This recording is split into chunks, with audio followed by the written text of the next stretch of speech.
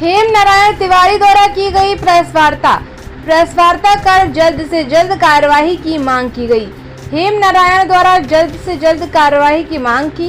लखनऊ से खबर आपको बता दें, जहां इंदिरा नगर निवासी हेम नारायण तिवारी ने अपनी धर्मपत्नी के साथ आज एक प्रेस वार्ता कर बताया कि 2 महीने पहले एक लड़की आई और अपनी गरीबी का हवाला देकर उनकी कंपनी में नौकरी मांगने लगी। उन्होंने उसे नौकरी पर रख लिया। उस लड़की ने उन्हें आश्वासन दिया कि वो सारे कार्य ईमानदारी से करेगी। उसके बाद उस लड़की ने सहानुभूति दिखाकर उसको फंसाने की कोशिश करी, परंतु हेम नारायण तिवारी का कहना है कि उन्होंने उसकी इस मंशा को सफल नहीं होने दिया। उसके बाद उस लड़की ने उनकी ऑफिस से कंपनी के कुछ महत्वपूर्ण दस्तावेज जैसे चेक, कुछ असाइनमेंट तथा कई महत्वपूर्ण कागजात ले लिए और उनकी फोटो भी खींची।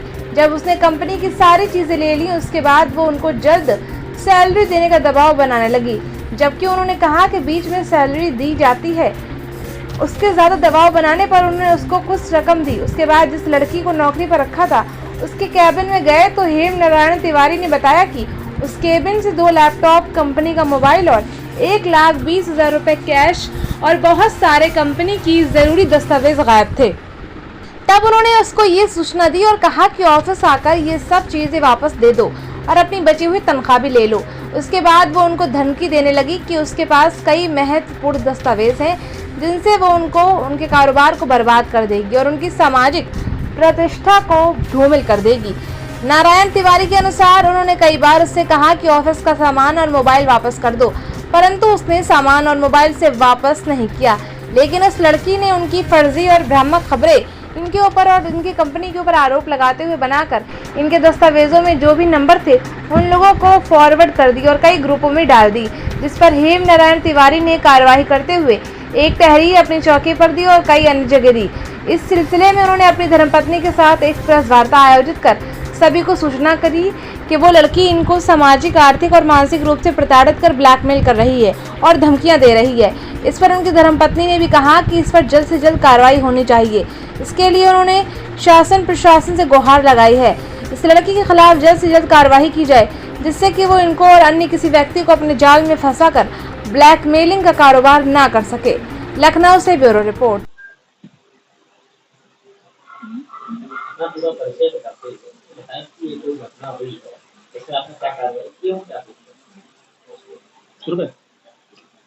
मेरा नाम डॉक्टर हेम नारायण तिवारी और मैं श्री नर्मदा फूड बेवरेज और हर्बल प्राइवेट लिमिटेड का निर्देशक हूँ।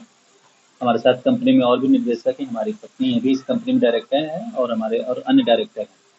हम लोग ये कंपनी विगत 6 सालों से चला रहे हैं और इसकी एक बहुत अच्छी योजना है, अन्नपूर्णा योजना, जिसके माध्यम से हम रोजगार पे, भूख पे, गरीबी पे हम लोग एक सामाजिक सरोकार में कार्य कर रहे हैं। हमारा ये कार्य जो है बहुत प्रगति से चल रहा है और सिर्फ लखनऊ ही नहीं, भारतवर्ष के हर कोने में चल रहा है। यहाँ पे हमारे यहाँ एक एम्प्लॉई, एक लड़की यहाँ पे काम करती थी और उसने क्या किया, उसको पता नहीं किसने भेजा या फिर क्या उसकी मंशा रही है। उसने यहाँ से कुछ गलत रिमोर्स बना के यहाँ से बहुत सारे डॉक्यूमेंट्स चोरी करके, लैपटॉप चोरी करके सोशल मीडिया पे और एक फर्जी न्यूज़ बना के वो यहाँ की चीज़ों को बदनाम करे, जो कि एकदम से निरर्थक है। ऐसा कुछ भी है नहीं। हम लोग एक सामाजिक कार्य कर रहे हैं, हम अपना बिजनेस कर रहे हैं और उसको बहुत प्रगति पे ले जा रहे हैं। हमारे साथ बहुत सारे लोगों की दुआएं। तो वो पता नहीं अब उसके पीछे कौन है, ये तो जांच के विषय है। हमने उस लड़की का, जिसका नाम ज्योति जायसवाल है, अयोध्या की बताती हैं, और वो यहाँ पे 1-1.5 महीना काम की है। यहाँ से बहुत सारी चीजें चोरी करके ले जाके वो ब्लैकमेल कर रही है, कंपनी को बदनाम कर रही है। तो हम आपने इसको लेकर के कोई अभी तक की एप्लीकेशन वगैरह दी थाने में? कल एसपी साहब से भी मिला गया है, आनंद विक्रम सिंह से। उनको भी एप्लीकेशन दे दी गई है, चौकी पे भी एप्लीकेशन दे दी गई है। उसके सारे जो ये पूरे जो उसके ब्लैकमेल के प्रूफ हैं, ये सब वहाँ पे जमा कर दिया गया है। और मैं माननीय पुलिस विभाग से भी कहूँगा कि जल्द से जल्द कार्रवाई की जाए, क्योंकि इस तरह से उत्तर प्रदेश में एक तरफ से हम कहते हैं कि एक व्यापार का एक माहौल बन रहा है, तो इस तरह से व्यापारी भी नहीं कर पाएंगे। तो ऐसे लोगों को पर्दाफाश किया जाए। उससे भी महत्वपूर्ण बात है कि इस लड़की के पीछे कौन से लोग हैं, कौन सी बहुत बड़ी लॉबी है जो इसको प्रमोट कर रहा है, उसकी पर्दाफाश की। ये तो सिर्फ एक मोहरा है। ऐसे ऐसे बहुत सारे तमाम बड़े और छोटे ऑफिसेस हैं जहाँ पे ऐसे लोग एंट्री कर सकते हैं, एंट्री करके उसको पहले वो लड़की, सबसे बड़ी सोचने की बात है कि पहले वो लड़की प्रेम जाल में फंसाने की कोशिश की, मैं आपको खुश देखना चाहती हूँ, हंसी का कारण बनना चाहती हूँ, लेकिन जब हम लोगों ने उसमें नहीं फंसे तो वो फिर इस रंग में आ गई कि आपको ऐसे कर दूंगी, ये कर दूंगी, ये कर दूंगी, और पैसे दो, खुलेआम लिखती है पैसे दो। जब उसको कहा जाता है कि तुम आओ यहाँ पे, ऑफिस आओ, तुम इतने दिन काम किए हो, अपना कंपनी का लैपटॉप और मोबाइल ये सब दे दो और आके ले जाओ, तो वो ऑफिस भी आने की तैयार नहीं है, बोलती नहीं पैसे अकाउंट में डाल दो। तो कहा गया कि बाद में तुम मुझे ब्लैकमेल करोगी तो फिर उसने अपने वो रंग में आती है, और वो हमें, हमारे कंपनी के करोड़ों का नुकसान की उसने एक व्यवस्था बनाई, हमारे जितने कॉन्टेक्ट, जितने ग्रुप हैं, सब जगह वो एक फर्जी न्यूज़ बना के और ये भेजी है। तो उसके लिए है ये प्रेस कॉन्फ्रेंस से आप मीडिया बंधुओं को बुलाया गया है कि अवेयर किया जाए, समाज को अवेयर किया जाए कि ऐसे लोगों से कैसे बचना है, कैसे ऐसे लोगों से तरीके से निपटना है। और अभी तक आपसे प्रशासन ने क्या कुछ आश्वासन दिया अभी उसके बारे में? अभी तो एप्लीकेशन दिया गया है, कल एप्लीकेशन दे दिया गया था। किस अधिकारी से आपने? एक तो एसीपी हैं आनंद विक्रम सिंह, उनको फोन किया गया था, तो उन्होंने बोला था कि एप्लीकेशन दे दीजिए, तो वहाँ एप्लीकेशन दे दी गई है।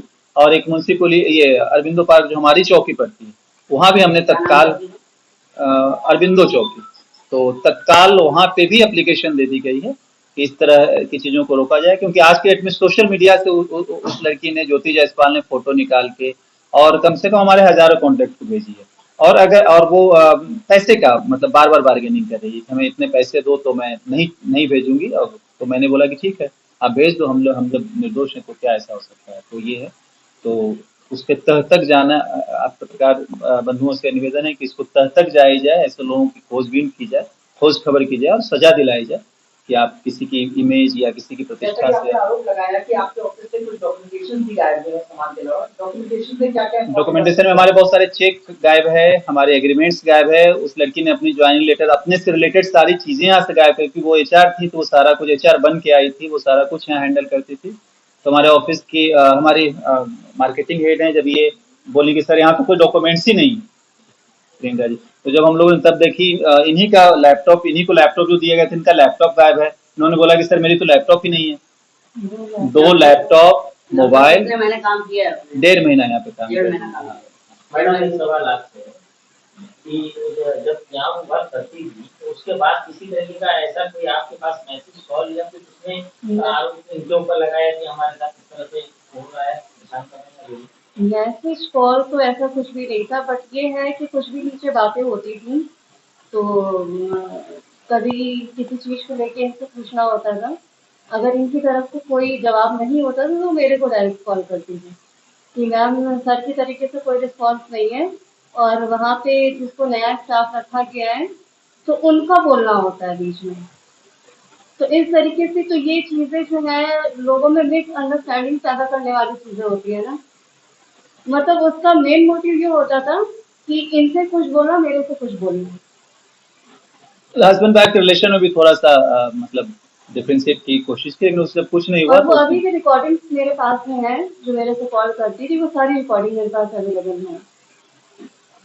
आप यहाँ ऑफिस में मौजूद रहती थी अक्सर किसी काम को लेकर? हाँ, ये मेरा ऑफिस में रहना ही होता है, और ऐसी चीजें थी तो उसको मेरे से भी एक बार डिस्कस करना चाहिए था इन सब चीजों के बारे में। इवन उसने मेरे को एक मैसेज भी किया हुआ है, ग्रुप में सारे मैसेजेस वो कर रही है, इनको कर रही है। तो अभी आपने क्या मांग की है? मेरी तरफ से आपने कंप्लेंट मेरी तरफ से कंप्लेंट वहाँ इवन की गई है, चौकी देवी की गई है और इनके जानने वाले हैं उनको की गई है।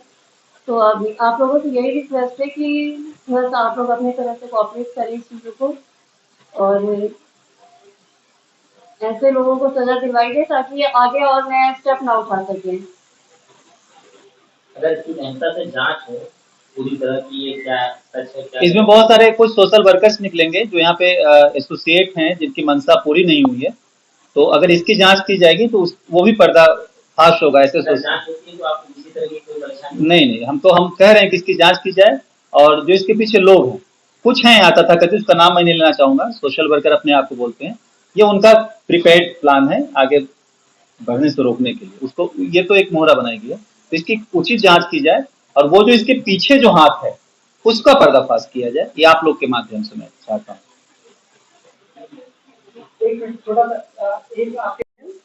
मैं श्री नर्मदापुर में एज ए काउंसलर वर्क करती हूँ।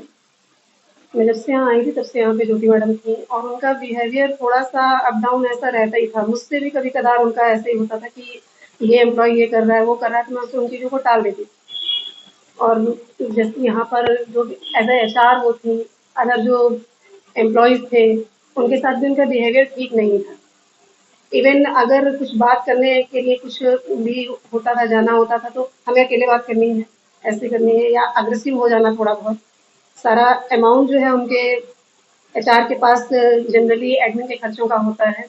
मेरे पास इन चीज़ों की जानकारी रहती है, वो भी जो है उनके द्वारा यहाँ से गायब किया गया है। इवन जिस दिन वो गई हैं उसके बाद से यहाँ के जो डॉक्यूमेंट्स चोरी हुए हैं, वो उन्होंने चोरी ही किए, क्योंकि और कोई यहाँ पर उपस्थित ही नहीं था। उसके बाद से ऑफिस उस दिन से बंद रहा, संडे था। क्या कभी जो जिस तरह से वो ब्लैकमेल करने के लिए आरोप लगा रहे हैं कुछ और, तो क्या कभी आप लोगों ने देखा किस तरह की कोई बात सामने आई कभी उनकी तरफ से आपके यहाँ? नहीं सर, देखिए हम भी यहाँ पर एज ए लेडीज हूँ, मैं भी यहाँ पे सर के साथ काम कर रही हूँ। उस दिन अभी यहाँ पे सर का जो बिहेवियर है वो सबके साथ बहुत ही, महिलाओं के साथ बहुत ही सौहार्दपूर्ण रहता है और बहुत ही स्नेहपूर्ण वातावरण या बहुत ही डिसिप्लिन होते हैं। तो इस तरह का तो अगर उन्होंने कोई भी एलिगेंस लगाया उसको हम बिल्कुल भी नहीं मान सकते, उसका पूरी तरह से विरोध करते हैं। क्योंकि अभी मैं आपको बताऊँ, रक्षाबंधन देखिए मैंने तो राखी बांधी है, यहीं पर ऑफिस में ही हुआ है। तो उनकी गतिविधियों पे जैसे आप काम कर रहे थे उनके साथ, तो क्या उनकी गतिविधियां कुछ इस तरह की लगती थी कि वो कुछ चीजें टेक ओवर कर रही हैं या फोटो पेपर चुरा रही हैं, जिस तरह से उन्होंने प्रूफ फोटो के रूप में भेजा है, जिसका मतलब उन्होंने ये प्री प्लान था वो वर्क कर रही थी, क्या इस तरह का आपने कभी महसूस नहीं किया? जी बिल्कुल किया, तो मैंने थोड़ा बहुत, क्योंकि बहुत ज़्यादा इंटरफेरेंस नहीं मेरा सोशल में ज़्यादा रहता है या काउंसलिंग में बाहर रूम में रहता है, लेकिन उनको जो भी मटेरियल में भी अगर कोई सामान आता था एज ए एडमिन में, बहुत सारी स्टेशनरी है या और भी बहुत सारे होते हैं, वो हम ला करके रखते थे और वो हमें हफ्ते भर भी नहीं मिलता, फिर रिक्वायरमेंट आ जाती थी। इस तरह की भी चीज़ें बहुत सारी हुई, बहुत सारा सामान और भी जो रखा, वो भी छोटी-छोटी चीज़ें पहले यहाँ से गायब होती हैं। उसको मैंने थोड़ा रिपोर्ट भी किया, लेकिन थोड़ी छोटी-छोटी चीज़ों के लिए उनपे नहीं हुआ। सर का तो स्वभाव ऐसा है, कोई बात नहीं, लड़की है अपना, कोई बात नहीं, उसको काम करने दो, किसी की बच्ची है, अकेले रह रही है। उनकी भाषा ऐसी होती है, और अगर ऐसा कोई एम्प्लॉय कह के जाता है, तो वो बिल्कुल 100% गलत है और उसके खिलाफ जो है पूरी तरह से कार्रवाई होनी चाहिए।